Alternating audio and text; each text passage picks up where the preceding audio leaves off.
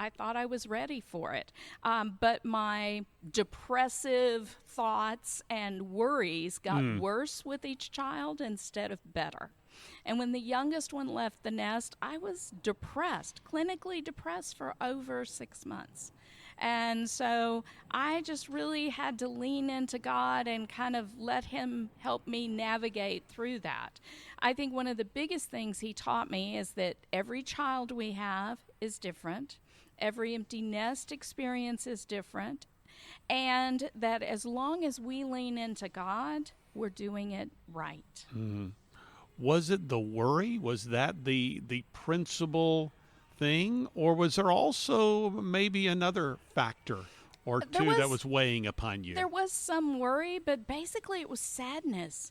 I was the type of mom when I did not celebrate when they went back to school in the fall. I was sad because I had enjoyed being with them.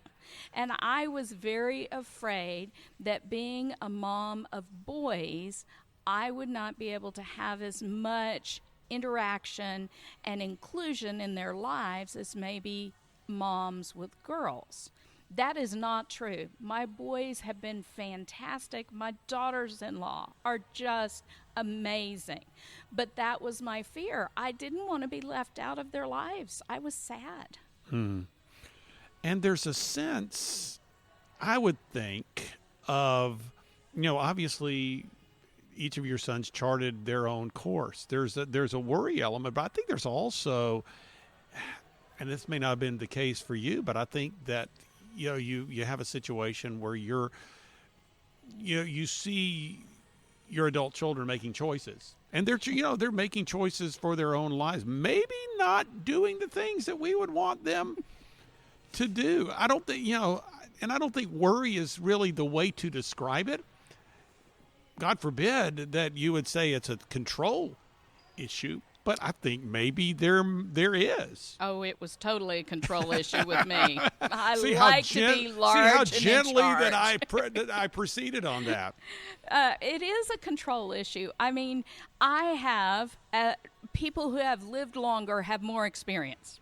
We don't always have more wisdom, but we do have more experience. And it's very hard to watch our kids make decisions where it doesn't appear they have been aware of all the ramifications. Now, even with that, God was more than able in every situation, and I should not have worried, because it's not my job to keep my kids safe. It's his. Edie Melson is joining us today here on the Meeting House on Faith Radio, the author of the book Soul Care, When the Nest is Empty. This is the Meeting House at the CPE Summer Show in Fort Wayne, Indiana. Well, Edie, let's talk about some of the spiritual principles, how God really met you in that time, you and your husband as empty nesters. What would you say would be some of the main things that you learned during that season? Well, one of the things that I learned was that I really enjoy being with my husband. It is nice to be able to go out and not think, ooh, I need to wait up and make sure and do this and take this one there or whatever. There was some nice things about that. But one of the things that I learned goes back to my control issue. I do not have a green thumb. I am, plants see me coming and they think public enemy number one. And I inherited some very old houseplants that people had kept alive for many years. And I was entrusted with these plants, and I'm sure the plants were terrified. And I called a friend who does have a green thumb, and I agonized with her over how to do this and how to do that, and what if I do it wrong, and all of this. And she sat me down and she said, look, these plants are over 30 years old. They have a fantastic root system. They will be fine no matter what kind of adversity you send their way. And suddenly I realized that was God talking to me about my kids. We had given them roots. God had prepared them. And I could be confident that they would have the root system to carry them through whatever adversity the world had for them.